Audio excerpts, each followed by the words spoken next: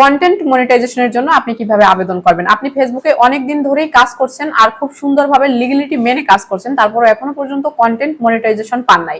যদি এরকম হয়ে থাকে তাহলে আপনি কিভাবে সঠিক নিয়মে কন্টেন্ট মনিটাইজেশনের জন্য ফেসবুকের কাছে আবেদন করবেন। আপনি যখন সঠিক নিয়মে ফেসবুকের কাছে আবেদন করবেন, আবেদন করার কিছুদিনের মধ্যেই তারা আপনার পেজ যদি ঠিক থাকে তাহলে কিন্তু আপনাকে কন্টেন্ট মনিটাইজেশন দিয়ে দিবে। চলুন আজকের ভিডিওতে আমি খুব সহজেই আপনাদের দেখাবো যে কিভাবে আপনি কন্টেন্ট মনিটাইজেশনের জন্য সঠিকভাবে আবেদনটা করতে পারেন।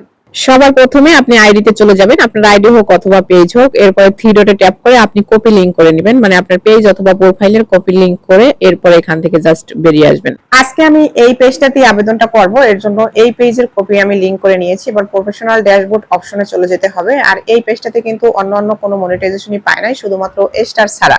তো এখন হচ্ছে ইনস্টিম অ্যাডের যে অপশনটা রয়েছে, ইনস্টিম অ্যাডের এই অপশনটাতে গিয়ে আমরা একটা ফেসবুকের কাছে আবেদন করব। এখন আই এম ইন্টারেস্ট এই যে অপশনটা রয়েছে এখানে আসবো। এখানে আসার পরে আপনি একটা খালি ঘর দেখতে পাবেন। তো এখানে আপনাকে লিখতে হবে ফেসবুকে আপনি নিয়মিত কাজ করেন। ফেসবুককে বোঝাতে হবে যে আপনার ভিডিওতে প্রচুর ভিউ হয়, আপনি নিয়মিত কাজ করেন, তারপরেও হচ্ছে আপনাকে ফেসবুক কন্টেন্ট মনিটাইজেশন দেয় নাই। তো সেটা ফেসবুককে বোঝাতে হবে।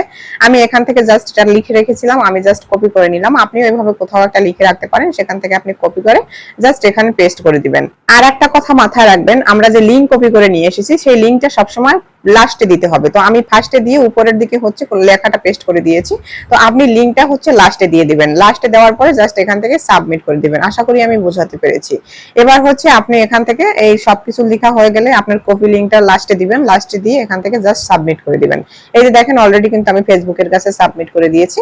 এখন ফেসবুক আমার পেজটাকে, আমার পেজ হোক অথবা প্রোফাইল হোক, সেটাকে তারা চেক করবে, অ্যানালাইজ করবে। চেক করার পরে তাদের যদি মনে হয় যে আমার ফেসবুকের সবকিছুই ঠিক আছে, তারপরও তারা কন্টেন্ট মনিটাইজেশন আমাকে দেয় নাই, তাহলে কিন্তু তারা খুব শীঘ্রই আমাকে কন্টেন্ট মনিটাইজেশনটা দিয়ে দিবে। এতটুকুই ছিল আজকের ভিডিও। যদি ভিডিওটা আপনার ভালো লেগে থাকে তাহলে অবশ্যই আপনার টাইমলাইনে শেয়ার করে রাখবেন। দেখা হবে পরবর্তী কোনো ভিডিওতে। সে পর্যন্ত সবাই ভালো থাকবেন, সুস্থ থাকবেন। আল্লাহ হাফেজ।